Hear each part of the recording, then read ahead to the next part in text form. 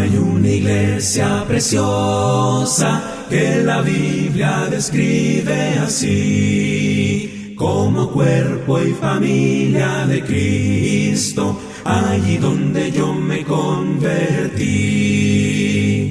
Oh, ven, ven, ven, ven, ven a la iglesia de Cristo.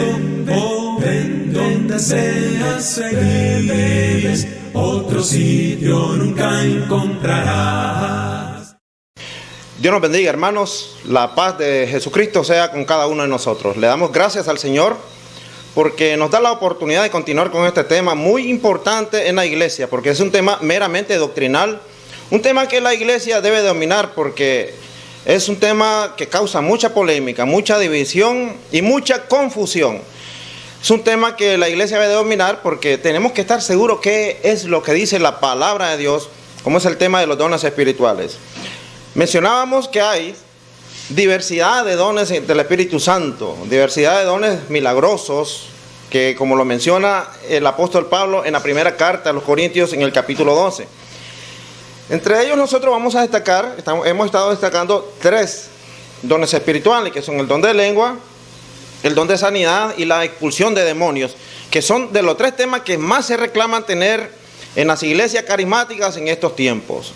Fíjense bien, la semana pasada nosotros habíamos empezado con el tema de las profecías. Mirábamos 2 cosas nosotros, que profeta no necesariamente es alguien que recibe una revelación directa para que la transmita al pueblo. Hay 2 formas, ¿no? Recibirla directamente, pero también profeta es alguien que tiene un conocimiento de algo conforme a la palabra de Dios y la transmite al pueblo. En este caso, la iglesia, el predicador o el maestro que está llevando una enseñanza bíblica conforme a la palabra de Dios, eso es ser un profeta. Miramos el caso de Moisés con Aarón, cuando Moisés ponía la excusa ante Dios de que él era tardo de lengua, o sea que tenía dificultad para hablar, dificultad para dirigirse a las demás personas, pero el Señor le dice, Aarón va a ser tu profeta, le dice. O sea que la revelación la recibió Aarón. La revelación la recibió, Moisés, pero la palabra, la voz andante, la iba a llevar Aarón. Aarón iba a ser el profeta de Moisés porque iba a llevar la palabra que Moisés iba a recibir de parte de Dios. Cerramos la semana pasada, hermanos, con un tema bastante complicado acá, porque nosotros veíamos que en el capítulo 13, la primera carta a los Corintios, la escritura es clara en cuanto al momento en que dice que las profecías, las ciencias, las lenguas, los dones espirituales se iban a acabar. Entre eso dice las profecías se acabarán. Dice porque en parte conocemos, en parte profetizamos. Dice, ¿por qué en parte profetizamos? Porque en el primer siglo, cuando Pablo escribe, todavía habían profecías. Todavía era necesario que Dios estuviera revelándole a la iglesia su palabra, su mensaje, porque la iglesia, hermanos, no tenía lo que tenemos ahora nosotros como Nuevo Testamento, que es la palabra de Dios, el Nuevo Testamento, ¿verdad? La Biblia dice que cuando ya llegara la revelación completa, íbamos a llegar a un momento en que ya las profecías, las revelaciones que Dios hacía por momentos a la iglesia, ya no iban a ser necesarias. ¿Por qué? Ya íbamos a tener por escrito todo lo necesario, todo lo que es la palabra de Dios para nosotros. Hebreos 1, capítulo 1, versículo 1 y 2, ¿verdad? Dice que Dios antes hablaba a los padres por medio de los profetas. Dice, ahora no habla por el Hijo, a quien constituyó, dice, heredero, ¿verdad? O sea, ¿cómo nos habla Dios ahora a nosotros? Por medio del Nuevo Testamento, por medio del Hijo. Antes usaba la profecía, incluso en los primeros años de la iglesia usaba las profecías, pero ya en estos tiempos, en estos postreros tiempos, que son los tiempos de la iglesia, los tiempos de la era cristiana, la dispensación cristiana, en estos tiempos dice el Señor que nos habla por medio del Hijo. Y la palabra del Hijo es el Nuevo Testamento. Nosotros notamos algo, dice, si ahora el Señor nos habla por medio de la palabra de Dios, por medio del Nuevo Testamento, ¿qué pasa cuando alguien dice que todavía recibe profecías? Que cuando alguien dice que Dios le habló, que Dios le reveló, ¿cuál es el problema ahí? Nosotros dejamos la semana pasada un punto muy polémico ahí. Hay un problema muy grande.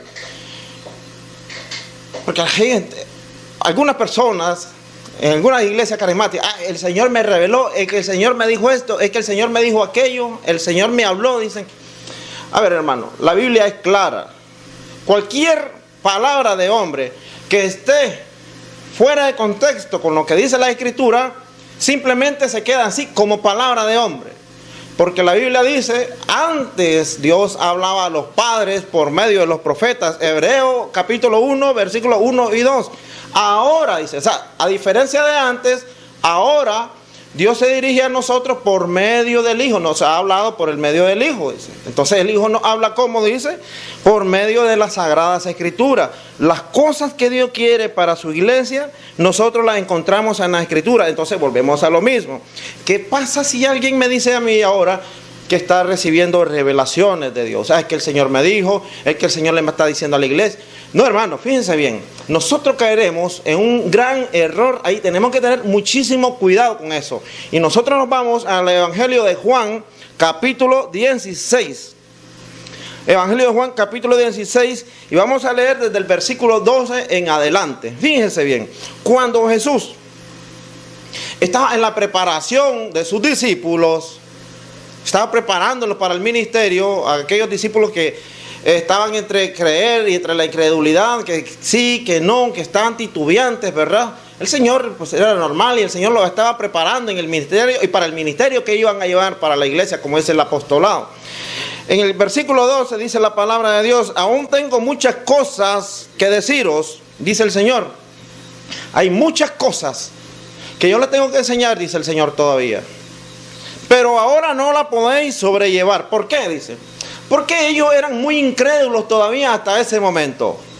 Ellos todavía no comprendían, no tenían la mente y el corazón abierto para llevar esa enseñanza que Jesús tenía preparada para ellos por causa de la incredulidad. Por causa de la incredulidad, ellos no podían llevar ese mensaje todavía. No podrían solo entenderlo en su mente. Por eso es que el Señor le dice, son muchas cosas las que tengo que decirles, pero aunque se las dijera el Señor, iban a pasar desapercibidas para ellos. Recuerden que cuando el Señor les dijo a ellos, vayan y prediquen el Evangelio a toda criatura significa a todo el mundo. Pero ellos lo entendían como que dice, como que era a los judíos que estaban por todo el mundo, porque ellos creían todavía en sus corazones, diferente a lo que Dios mandaba, que el Evangelio y la salvación y la gracia de Dios era solamente para el pueblo judío. No habían entendido la grandeza de ese mensaje. Vayan y prediquen el Evangelio a toda criatura, que se fueran por todas las naciones. Entonces ellos creían que era ir a predicar el Evangelio a todos los judíos que estaban en todas las naciones, pero Dios estaba diciendo otra cosa. Dios estaba diciendo que fueran a predicar el Evangelio a todo el mundo, a todo aquel que creyera en el nombre de Cristo Jesús, ya fuera judío o ya fuera gentil, porque Dios estaba haciendo de todos un solo pueblo, un pacto para todos, para venir a salvar a la humanidad. Pero eso ellos no lo entendieron hasta mucho tiempo después. Fíjense bien que por eso es que el Señor dice, hay muchas cosas que deciros, pero ahora no la podéis sobrellevar. Pero dice algo maravilloso aquí cuando hace la promesa del Espíritu Santo, dice, pero cuando venga el Espíritu de verdad, Él los guiará, y esta parte es muy importante, fíjense bien, cuando venga el Espíritu de verdad, que este es el Espíritu Santo, el que va a llevar toda la verdad, Él los guiará, dice, a toda la verdad. ¿A cuánta verdad? A toda la verdad. El Espíritu Santo iba a abrir el entendimiento de estos discípulos, de estos apóstoles del Señor, para que tuvieran una mejor comprensión de lo que es la voluntad de Dios. Él los guiará a toda la verdad, porque no hablará por su propia cuenta, sino que hablará todo lo que oyere, y os hará saber las cosas que habrán de venir. Él me glorificará porque no tomará de lo mío, dice, porque tomará de lo mío y os lo hará saber. Todo lo que tiene el Padre es mío, por eso dije que tomará de lo mío y os lo hará saber. Observe bien esto, es muy importante esto. ¿Qué pasa cuando nosotros decimos que ya el Señor me habló, que el Señor me dijo? Cuando nosotros tenemos ese pensamiento, cuando alguien dice que Dios le habló, bueno, primeramente, los apóstoles escribieron inspirados por el Espíritu Santo. Todos los santos hombres que trabajaron en la escritura del Nuevo Testamento hablaron inspirados por Dios, por el Espíritu Santo. Y ahí está plasmada la escritura de ellos porque era palabra de Dios. Si alguien dice que todavía recibe palabra de Dios, si alguien dice que todavía recibe revelaciones de Dios, tiene derecho a agarrar, escribirla y añadirla a la escritura. ¿Por qué puede hacer eso? Porque es palabra de Dios. Pero yo no conozco a nadie que se atreva a agarrar esa revelación que Dios le dio, porque lo que está escrito en el Nuevo Testamento es palabra de Dios. Y si alguien me dice a mí que recibe palabra de Dios, tiene todo el derecho de añadirlo al Nuevo Testamento, porque es palabra de Dios. Lo que está en el Nuevo Testamento es palabra de Dios. Pero no he visto a ninguna persona osada ni valiente que quiera añadir al Nuevo Testamento lo que dice que Dios le reveló. ¿Por qué no lo hace? Porque ellos saben, hermanos, que es mentira. Es mentira, Dios no habla así. Cuando nosotros creemos que Dios no habla así todavía, venimos a un problema. El Señor dice que el Espíritu lo iba a guiar a toda la verdad. ¿A cuánta verdad? A toda. Si nosotros decimos que hay revelaciones todavía, caemos en un gran problema. Uno, Jesucristo es el que hace la promesa del Espíritu Santo. Si nosotros decimos que todavía hay revelaciones, entonces estamos diciendo que Jesucristo le mintió a los apóstoles. Dos, si creemos que hay revelaciones todavía, entonces podemos decir nosotros que el Espíritu no hizo bien su trabajo. No cumplió con toda la obra que tenía que hacer, porque dice el Espíritu Santo iba a revelar a los apóstoles a toda la verdad. Pero si nosotros decimos que Dios tiene necesidad de seguir revelando en estos tiempos, entonces estamos diciendo que el Espíritu no hizo todo su trabajo. Y tres, entonces también estaríamos diciendo que el trabajo que hicieron los apóstoles fue inútil, que al parecer no comprendieron la grandeza de Dios. Entonces Dios no le terminó de revelar a ellos porque nunca iban a comprenderlo, y nos tiene que revelar a nosotros. Cualquiera de esas cosas que nosotros creamos, hermanos, podemos caer en blasfemia. Podemos tener grandes problemas con el Señor. La palabra de Dios es clara, no hay revelaciones, no hay profecías. Todo lo que Dios quiere para nosotros en estos tiempos lo encontramos, y no lo vamos a cansar de decir, lo encontramos en el Nuevo Testamento. Así de sencillo, en el Nuevo Testamento. Dice 2 Corintios capítulo 5, versículo 7, esta parte es muy interesante. Porque por fe andamos y no por vista. ¿Cuál era el propósito de los milagros? ¿Cuál era el propósito de todas las señales que se hacían en el Antiguo y en el Nuevo Testamento? Crear fe en las personas. Ya una vez venida la madurez espiritual concedida por el conocimiento pleno de la Escritura del Nuevo Testamento, ya no iba a haber necesidad de señales. No iban a haber necesidad de señales, no iban a haber necesidad de los dones espirituales. Ya la iglesia se iba a regir por lo que decía el Nuevo Testamento. Tenemos que estar muy claros con esto. Ahora, cuando nosotros hablamos de dones espirituales, tanto así como las profecías, como está el otro don, que es el don de sanidad, es que nosotros encontramos en las iglesias una gran confusión. Encontramos un gran problema con esto. Por ejemplo, la gente dice, que el Señor me reveló, cuando los pastores les dicen a ellos que el Señor me reveló, que el Señor me habló. ¿A qué? Simplemente la gente se limita a creer lo que el pastor le dice, pero no escudriña la Escritura. En el Nuevo Testamento encontramos el caso de la iglesia de Berea. Era interesante porque dice la Escritura que cuando Pablo le enseñaba a esta gente, ellos iban a ver las Escrituras para ver si las cosas que Pablo enseñaba eran así. O sea que no se quedaban solamente con lo que le decía el apóstol Pablo, se iban con lo que decían las Escrituras también. Ellos iban a confirmar las palabras de Pablo con lo que decía la Escritura. ¿Qué pasa con esto en las iglesias que miramos nosotros? El pastor se limita a decir las cosas que él quiere.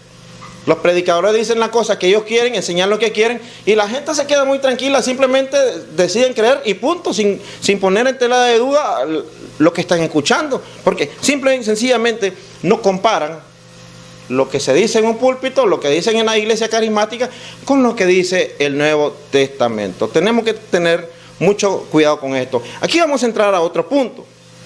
Vamos a entrar en el punto, ya casi para introducirnos, para la siguiente clase, en el punto del don de sanación, que es algo que a la gente le apasiona, a la gente se emociona con ese tema.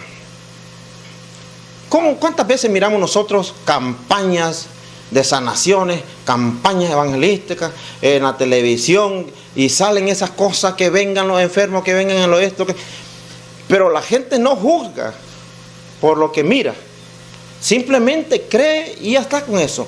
Vamos a hacer una comparación en Hechos capítulo 3. Fíjense bien. Ojo con esto. Pedro y Juan, capítulo 3, versículo 1 en adelante, para ir introduciéndolo para la siguiente semana, dice: Pedro y Juan subían juntos al templo a la hora novena, la de la oración. Mire, va Pedro y va Juan, van al templo, y dice la escritura en el versículo 2, y era traído un hombre cojo de nacimiento. ¿No le llama la atención las palabras que dice el doctor Lucas acá? Era traído un hombre, dice, era cojo. Pero no solamente dice cojo, sino que dice que era cojo de nacimiento. En el 4:22 dice la escritura que ese hombre tenía más de 40 años de estar en esa condición, con esa enfermedad. Era un cojo de nacimiento. ¿Por qué dice el doctor Lucas eso? Porque eso es algo que nos tiene que poner a pensar a nosotros. Quiere decir que este milagro que viene para acá, este milagro que se va a realizar en este momento, es una prueba de que era un milagro verdadero. Ahora, la gente llega a campañas evangelísticas, campañas de sanidades, campañas donde resucitamos muertos, levantamos enfermos, levantamos paralíticos. Mentira, hombre. Fíjense bien con esto. Usted mira esas campañas de sanidades y pasa gente que dice ser sanada, pero le tiene que llamar la atención algo, hermano. Le tiene que llamar la atención, estimado amigo, que todas las personas que llegan, dice alguno, es que yo tenía un tumor, es que yo tenía un tumor en el cerebro, es que yo tengo cáncer, es que yo tengo... Y empiezan un cáncer en el estómago, es que tengo un tumor en los pulmones, en los riñones, y empiezan a mencionar las enfermedades que dicen de las que fueron sanados. ¿No les parece sospechoso que todas estas personas, mejor dicho, todas estas enfermedades que dicen que fueron sanadas, son enfermedades que tienen una característica en común? Ninguna de estas enfermedades son evidentes para el ojo humano. Y yo qué sé si usted tiene cáncer en el estómago. No se mira el cáncer en el estómago. Se mira ya cuando el cáncer en el estómago ya ha hecho demasiado estrago y ya te ha destruido todo el cuerpo. Pero cuando el cáncer está, no se nota. Yo qué sé si usted padece de migraña. Yo no sé si usted padece con esa enfermedad que hay por dentro. Yo no sé si usted tiene un tumor en el pulmón, en los riñones. Yo no lo sé si lo tiene. Yo no sé si usted tiene inflamado el corazón. Es que no lo sabemos. No es evidente al ojo humano. Todas las enfermedades que pasan ahí estas personas, todas las enfermedades de las que dicen ser sanadas, son enfermedades de las que no podemos ser testigos nosotros. Pero mire qué interesante que dice acá. Aquí había un hombre que era cojo de nacimiento. Era cojo de nacimiento. Y dice, a quien ponían cada día a la puerta del templo que se llamaba La Hermosa, para que pidiese limosna de los que entraban en el templo. Quiere decir aquí también que tenía más de 40 años de estar enfermo, era cojo de nacimiento, y era evidente para todos los que llegaran al templo, para todos los judíos, que este hombre de verdad era un cojo de nacimiento. No había fraude ahí. No había de qué manera engañarse. ¿Por qué no llevan a un paralítico que sea evidente para todos? Llevan solamente a gente desconocida, gente que nadie conoce, gente que se presta para esas bromas de mal gusto, por cierto. ¿Por qué están engañando a la gente que no conoce la Escritura, pero le está creyendo a los predicadores que dicen tener don de sanidad? Dice la Escritura que cuando vio a Pedro y a Juan que iban a entrar en el templo, les rogaba que le diese limosna. Pedro con Juan, fijando en él los ojos, les dijo, míranos. Entonces él estuvo atento, esperando recibir de ellos algo. Mas Pedro dijo, no tengo plata ni oro, pero lo que tengo te doy. En el nombre de Jesucristo de Nazaret, levántate y ándale, dice. Fíjense bien qué interesante. El cojo no estaba esperando el milagro. No estaba esperando recibir un milagro. ¿Qué estaba esperando el cojo? Estaba pidiendo limosna. Pero Pedro dice, no tengo plata ni oro, diferente a todos estos predicadores mentirosos que dicen que tienen poder de sanación, que andan trajes de miles de dólares, que andan carros de miles de dólares, que tienen casas de millones de dólares. Ellos no pueden decir no tengo plata ni oro porque ellos viven del dinero, viven para la ganancia deshonesta. Esa es su fuente de ganancia, esa es su vida, ese es su señor de ellos, el dinero, ¿verdad? Son mentirosos. Ellos no pueden decir verdaderamente no tengo plata ni oro, pero tampoco pueden decir así como Pedro y Juan, levántate y anda, porque no tienen el poder de sanidad. Dice la Escritura que Pedro le dijo, en el nombre de Jesucristo de Nazaret, levántate y anda, dice. Y tomándole por la mano derecha, le levantó y al momento se le firmaron los pies y tobillos. Y saltando, se puso en pie y anduvo y entró con ellos en el templo andando y saltando y alabando a Dios. Estaba viendo yo una vez un video de una sanidad de una señora que decía ser curada de Parkinson y fue demasiado desgarrador. Yo le digo a mi Señor, gracias porque fui sanada, porque el pastor cuando estaba orando por mí, yo fui sanada. Fue desgarrador, fue muy triste. Porque la mujer levantaba su mano y todavía temblaba, todavía tenía Parkinson. Pero como le había creído al mentiroso, no se fijó que el Parkinson estaba en su cuerpo porque tenía la mirada en el mentiroso que decía que la estaba sanando. Miren que Pedro le dijo, levántate y anda. Hay gente cuando dicen que van a sanar, que van a hacer un milagro, porque mucha gente llega a las campañas de ellos, ¿para qué? Para ser sanada, porque de verdad ellos creen de todo corazón que van a ser sanados. Pero cuando ellos llegan donde estos sanadores mentirosos, se llegan con la gran decepción de que no fueron sanados de su enfermedad. ¿Y cuál es la respuesta que reciben? ¿Cuál es la respuesta que le dan estos sanadores, estos mentirosos? ¿Cuál es la respuesta que le dan a la persona que sinceramente cree que se va a sanar? ¿Cuál es la respuesta que le dan cuando la persona no se sana? Ah, dicen, usted no se sanó porque usted no tenía fe, dice. Y eso es mentira. Y eso mismo nosotros lo vemos acá en el Nuevo Testamento. El poder, la fe, tiene que estar en la persona, principalmente que va a hacer el milagro. Es cierto que en el Nuevo Testamento hay personas que fueron sanadas por su fe. Mujer, grande es tu fe, le dice Jesús. Grande es tu fe, por tu fe has sido sanada. ¿Pero qué? La fe que lo llevaba a ellos a buscar al Señor.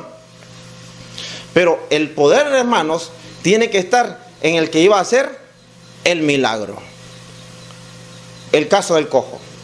El cojo, cuando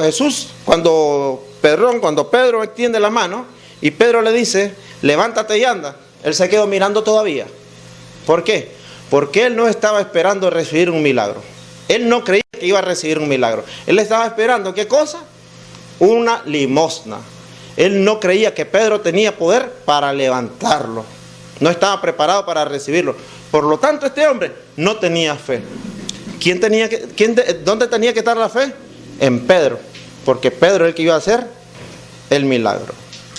Si Dios lo permite, vamos a continuar la siguiente semana porque es un tema bastante profundo. Un tema que vamos a pedirle la ayuda al Señor para que nos dé tiempo de tocar por lo menos los puntos más importantes.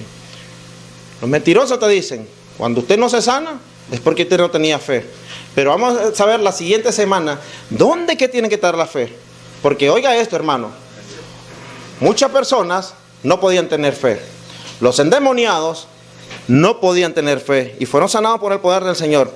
Y los muertos que fueron resucitados, tampoco podían tener fe, pero fueron sanados por el que iba a realizar el milagro. No nos dejemos de engañar, escudriñemos las Escrituras y si encontramos la gracia del Señor, vamos a estar aquí la siguiente semana. Que Dios nos bendiga a todos.